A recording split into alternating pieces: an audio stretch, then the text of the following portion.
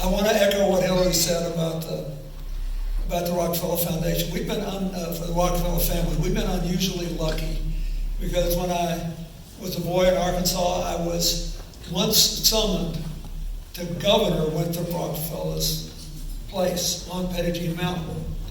He was quite a war hero, and you can see a beautiful portrait of him in here in his World War II uniform. Went in a private, came out a major with a chest full of medals. And he had a friend from Arkansas. He came down there, he liked it, he bought a mountain. And the reason I'm telling you this is it's just like this place. Petit Jean Mountain has two things.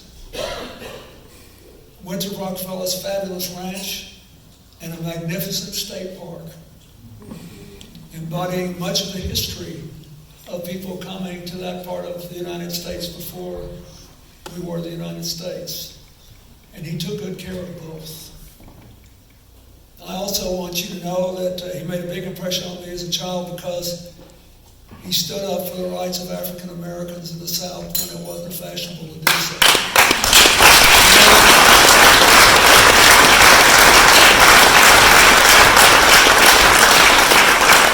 I've never read this anywhere, but I know it to be true because I know 5 people who were there.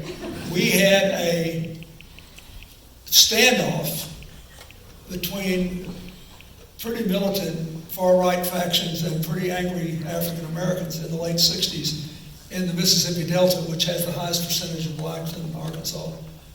And there was real risk of shooting, and the state police showed up and established a cordon, and Winthrop Rockefeller came up, got out of his car, and disregarded all of his advice and walked out in the middle of what was a free fire zone. And he told them, he went over to the other people, he said, "Put your guns down. You will destroy this state, you will destroy everything I've tried to build. People will think we were defined by Little Rock Central High School. This is not going to happen. Put your guns down." He could have been shot both ways. And he did it. And I want every member of his family to know, wherever else you ever hear about him, true or false, that happened.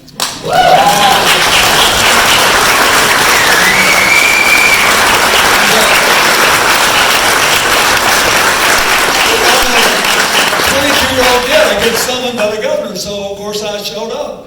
I go up to Petit Jean Mountain, it was a hoot, and it turns out I was at Oxford at the time, and the governor wanted to see me. He said, "My boy's going to Oxford, and I want you to check on him.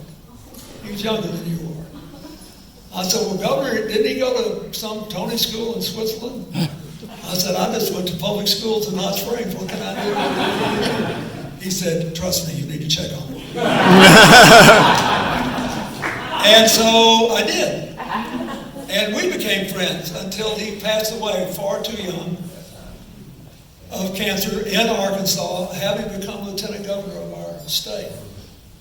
But that night, I met Winthrop Rockefeller. His son took me off the mountain, and we drove to Little Rock, and I got my first tour of the governor's mansion, where we would live for 12 years. And when I was a governor, Hillary and I became friends with Jay Rockefeller and his entire family, and worked with him on many things. But when I became president, they worked together in our first effort to get universal health care for everyone.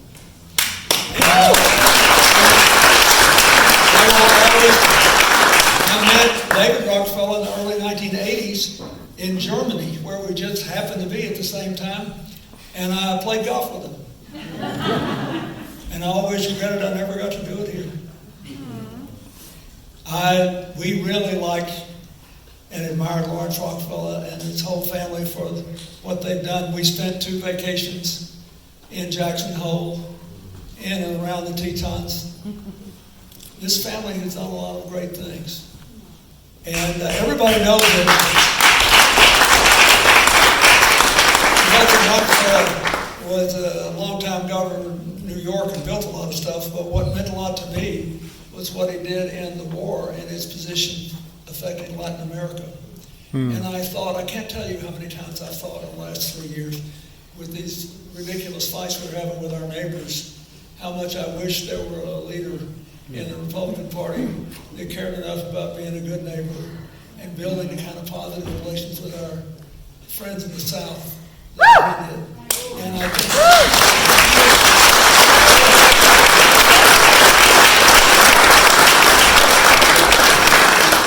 and as I told her daughter tonight, I still remember the last conversation I ever had with Happy Rockefeller.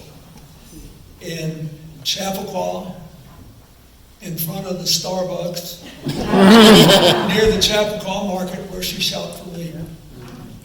God, I like that woman a lot.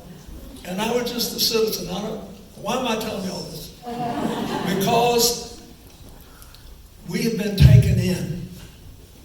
I still go home to Arkansas once a month. If I don't, I get the jeebies. I get nervous.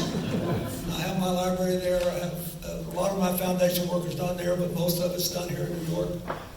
But I feel that this is our home. We have lived here, both of us, longer than we ever lived in any one place in our lives. This is our home. And the thing I like is that you have made nature's gifts available to people old or young, rich or poor, fabulously athletic or painfully infirm. And at a time when we are facing what I still believe is a catastrophic challenge with climate change and the most rapid destruction of human species in 10,000 years, I can't help but believe that every time somebody walks to the Rockefeller Preserve, every time somebody besides me sees all those little turtles when they gather, 3 or 4 of them riding on a little stick of wood together, that it makes them a little more predisposed to think about what this place will be like when our great-grandchildren are here, or whether it will be here when our great-grandchildren are here.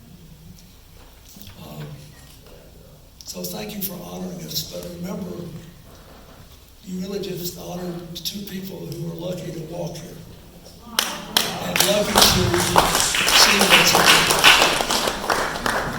And I hope you will continue your mission.